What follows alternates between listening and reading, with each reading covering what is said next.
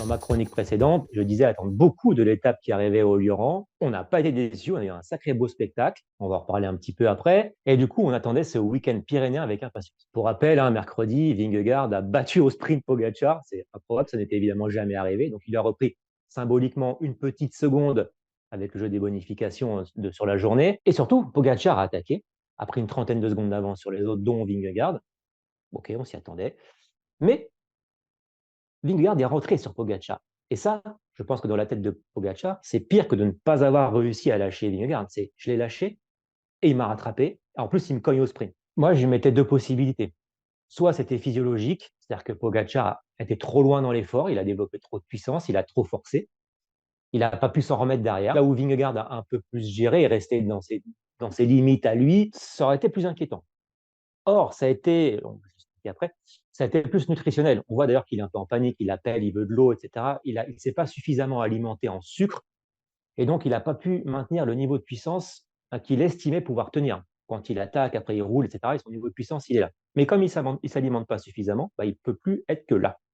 Et donc, ça permet à Vingegaard de revenir sur lui et même de le dominer au sprint, là où c'est complètement anormal. On voit bien que c'est pas possible que Pogacar, sur 10 ou 15 secondes d'effort, soit pas capable d'être plus puissant que Vingegaard. Il y a une marge normalement, naturellement. Donc, je pense que le mercredi soir, même si Pogacar, lui, il y a un doute, on l'a vu à l'arrivée, il était quand même dans un état particulier, les coachs, les nutritionnistes ont dû l'expliquer. Regarde ta puissance. Elle était normale quand tu as attaqué. Elle était anormale après. C'est loin de tes standards. Pourquoi? Parce que tu n'as pas pu t'alimenter. Alors peut-être que c'est une faute du coureur, du staff, qui n'a pas bien géré la chose. C'était une faute, mais ça se répare très, très facilement. Il n'y a rien de plus simple que de s'alimenter correctement. Et on a vite compris samedi que c'était juste ça, que ce n'était pas très grave finalement. Quand on voit le scénario de l'étape, avec une équipe UAE très agressive, Nils qui roule, etc., on voit bien que UAE veut gagner l'étape. Ce qui signifie que Pogacar se sent plus fort que Vingegaard, qui va gagner l'étape, qui va prendre les bonifications, etc. Alors, on a vu quand même qu'il y avait un tout petit doute dans la tête de Pogacar, parce que c'est vrai que le mercredi, donc il s'est fait rattraper par Vingegaard, ça ne lui est jamais arrivé en 2024. Qu'il attaque, on ne le rattrape jamais. Là, il s'est fait rattraper. On a beau lui avoir expliqué que non, t'inquiète pas, c'est pas très grave, ça va se gérer facilement au niveau de la nutrition. Il s'est beaucoup retourné samedi. Trop, beaucoup trop même.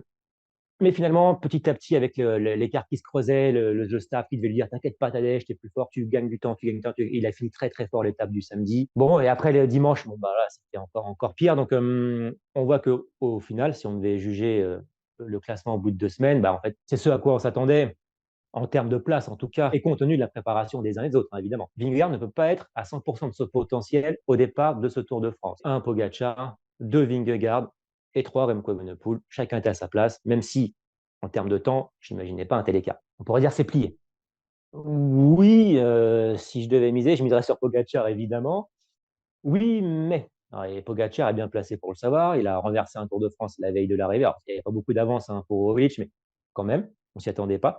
Et à l'inverse, en dernière semaine, il avait sacrément coincé, pas vraiment au chrono, où là, c'est plutôt Vingegaard qui avait fait un exploit, mais surtout dans le col de Laos, il était complètement effondré. Donc, il sait très bien à quel point une troisième semaine, il peut se passer plein de choses. Alors, à différents niveaux, Pogacar, il a fait Giro, Tour. Alors, certes, au Giro, il ne s'est pas livré à 100%. Et d'ailleurs, il faut noter que sur ce Tour de France, pour la première fois de l'année, on voit un Pogacar qui va à 100% de ses capacités. Donc là, on a le Pogacar au max. Et encore heureux qu'il soit à 100% de ses capacités, mais on voit bien aux arrivées qu'il est cuit comme tout le monde, ce qui n'était pas le cas ni au Giro, ni même à Liège, etc. Il a quand même ce Giro dans les jambes. On ne sait pas ce qui peut se passer en une troisième semaine. Pour rappel, surtout vendredi, samedi, en 2 jours, on va faire, les coureurs vont faire 280 bornes, c'est pas énorme, mais en 280 bornes, ils vont faire 120 bornes de montée. Pratiquement à la moitié, il n'y a quasiment pas de pluie. Et cumuler 9000 mètres de dénivelé en 2 jours. Donc, c'est comme dans les Pyrénées ce week-end-ci, mais en plus court. Ça va être très, très difficile. Et donc, tout peut se passer, y compris pour Pogacar, même si j'y crois pas trop. Mais ça, personne ne peut le savoir. Au niveau de Vingegaard, traditionnellement, c'est son point fort.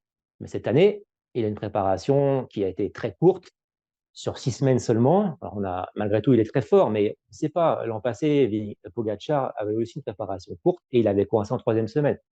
C'est son point fort à Vingegaard. Mais là aussi, on ne sait pas. Encore une fois, vendredi samedi, c'est très très dur.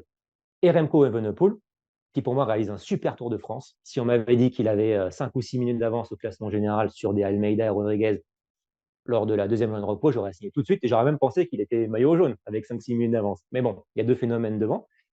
Il fait un super Tour de France. C'est le meilleur des autres. Et lui, c'est pareil.